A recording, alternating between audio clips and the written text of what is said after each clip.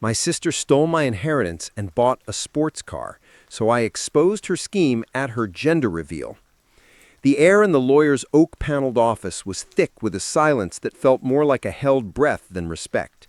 We were there for the reading of our grandmother's will, a woman who had been the glue holding our fraying family together.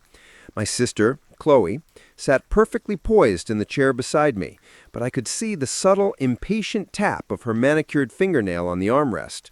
When the lawyer, a man with a voice like rustling parchment, announced that Qley had been named the sole executor of the estate, a tiny, almost imperceptible smirk touched her lips. The reason cited was a single line that cut deep. Due to my perceived financial immaturity following a few bounce checks in college. Grandma, ever the pragmatist, had apparently been convinced that I couldn't be trusted. The will itself was straightforward. We were each to receive $150,000, a life-changing sum meant to be a foundation for our futures. Qley immediately leaned into her role as executor with a performative gravity that made my skin crawl. She spoke of complex probate processes and tax implications, painting a picture of a bureaucratic labyrinth that would take months, if not a year, to navigate. "You just have to be patient, little brother," she said, patting my hand with a condescension that felt like a physical burn. "I'll handle all the tedious details. You wouldn't understand it anyway." I wanted to believe her. I wanted to trust my sister. But as the weeks turned into months, my patience and my bank account wore thin. I was barely making rent on my modest apartment, eating ramen noodles for dinner, while Qley seemed to be flourishing. She showed up to family dinners with a new designer handbag each time, casually mentioning, "A lucky little investment that's paying off." The dissonance was jarring, but family loyalty, however strained, kept me quiet. The illusion shattered on a Sunday afternoon. We were gathered at our parents' house for a barbecue. I heard the roar of an engine before I saw it, a deep, throaty purr that sounded nothing like Qley's sensible sedan. A moment later, a gleaming, cherry-red convertible sports car, all sleek lines and arrogant shine, pulled into the driveway.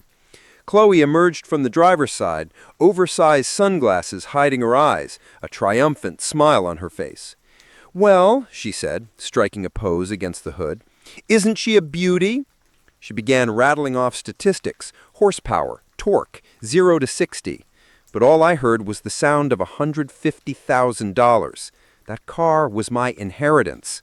The realization hit me with the force of a physical blow. I waited until the others had gone inside, leaving us alone in the driveway. "Qley," I said, my voice low and tight, "the car. Where did you get the money?" Her smile didn't falter. It just turned colder, sharper.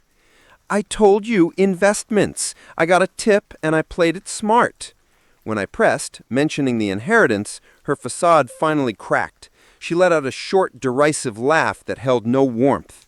"Oh, please, don't be so dramatic. You would have blown it on video games and a fancy TV. Grandma knew I'd make better use of it. I have a family to think about." I stood my ground, my hands clenched at my sides. "I want to see the estate accounts. As a beneficiary, I have a right." Her eyes narrowed. "Prove it, little brother," she sneered, sliding her sunglasses back on. "Until then, enjoy the ride."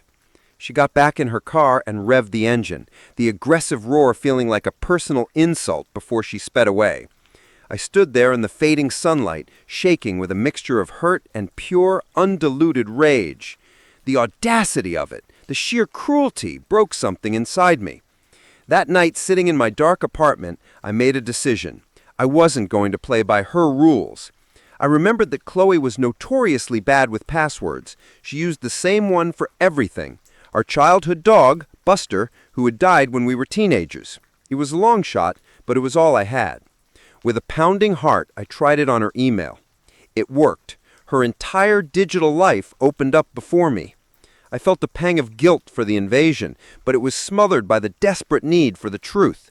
I searched her emails for keywords: inheritance, executor, transfer. It didn't take long. There it was, sent the day after the will was read. An email from her to the bank with the scanned documents granting her executorship, and attached was the confirmation of a wire transfer. She had moved the full $150,000 from the estate account into her personal checking account. The memo line didn't say inheritance for Benjamin. It read, gift for future support. My vision swam with red-hot anger, but I wasn't done. I knew she used a cloud service to back up her phone's texts. Using the same password, I accessed that too. And there, in a text thread with her husband, was the real story. Their messages were a devastating blueprint of their greed and arrogance. Her transfer went through, bye-bye bros college fund, hello new car. Him, don't worry, he's too dumb to figure it out. He'll just think the lawyers are slow. Let's use the rest for the baby's trust fund. He doesn't need it. The baby. She was pregnant, and they were planning to use my stolen money to fund their child's future, while I struggled to fund my present. The betrayal was so profound it felt like a physical illness. I sat back, my hands trembling as I screenshot everything, every email, every text. I saved them to multiple drives. This wasn't just about the money anymore. This was about justice. I knew they were planning a lavish gender reveal party. It was all she could talk about at the barbecue. I decided then that I wouldn't confront her privately. I wouldn't send a lawyer's letter. She had chosen to humiliate me with her theft and her condescension. She would be exposed in the arena she valued most, in front of her entire social circle, at the peak of her perceived triumph. I bided my time. I didn't say a word to anyone. I hired a lawyer and had him draw up the lawsuit, but I told him to hold it. I needed the perfect moment. The day of the party arrived. Their backyard was transformed into a pastel nightmare of pink and blue decorations. A giant balloon wall stood as the centerpiece, a massive black balloon waiting to be popped to reveal the baby's sex. The air was filled with the sound of pop music and clinking glasses. Every family member, every one of Qley's high school friends, every neighbor was there. Qley stood in the center of it all, radiant in a flowing white dress, one hand resting on her barely showing bump, the other holding a dart. She was beaming, the picture of blissful expectation, surrounded by the wealth she had stolen. The moment arrived. Her husband handed her the dart. The music was turned down. A hush fell over the crowd. All phones were raised to record the big moment. Qley took a playful practice aim, smiling for the cameras. Just as she pulled her arm back to throw, her husband's phone, which was connected to the Bluetooth speaker system for the music, rang. The custom ringtone I had programmed, a jarring, robotic text-to-speech voice, blared through the speakers, echoing across the stunned backyard. It was her own words, pulled directly from her text messages. Transfer went through, bye-bye bros college fund, hello new car. The voice was flat, emotionless, which made the words even more shocking. There was a beat of confused silence. Then her husband's replied message played. Don't worry, he's too dumb to figure it out. Let's use the rest for the baby's trust fund. The dart fell from Qley's hand, landing soundlessly on the grass. The color drained from her face so completely she looked like a ghost. Her smile was gone, replaced with a mask of pure, unadulterated horror. 100 pairs of eyes stared at her, then at her husband, whose own face had gone slack with panic. The silence was absolute, broken only by the rustle of the trees. That's when I walked in. I stepped through the gate, holding a simple folder. All eyes turned to me. The crowd parted. I walked right up to my sister, who was frozen in place, trembling. Congratulations on the baby, Qley, I said, my voice calm and clear, carrying in the quiet. I hope you like the color of your new car, I continued, looking pointedly at the cherry-red convertible parked ostentatiously by the fence. Because that's the only gift you're getting from me. I opened the folder and handed her the first page.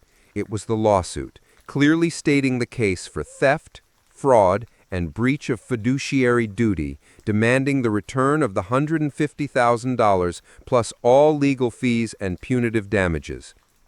Our parents pushed their way to the front. The looks on their faces weren't of confusion, but of dawning, furious understanding. They looked from the legal document to Qley's guilty, ashen face, and they knew. The party was over. The reveal had happened, but not the one anyone expected.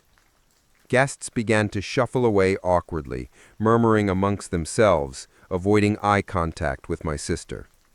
The spectacle was complete. In the weeks that followed, Qley had no choice but to settle immediately. The evidence was irrefutable.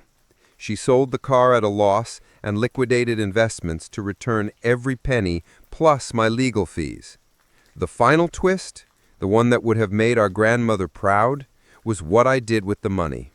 I didn't keep a cent of it. I donated the entire, now complete sum to a financial literacy program for underprivileged teens in our grandmother's name. The local paper even did a story on the generous Evans family donation. My sister's greatest shame, her act of selfish greed, was transformed into her grandmother's lasting legacy of generosity and education. The irony was a permanent stain on Qley's reputation and a lesson she would never, ever forget.